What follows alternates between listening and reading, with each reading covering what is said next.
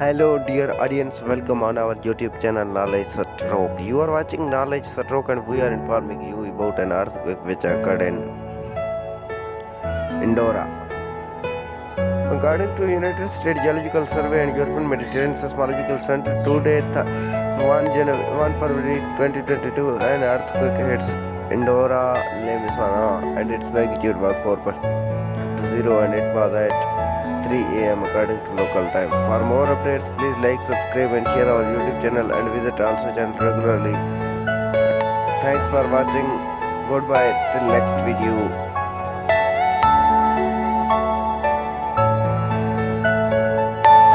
Are you all my personal dreams?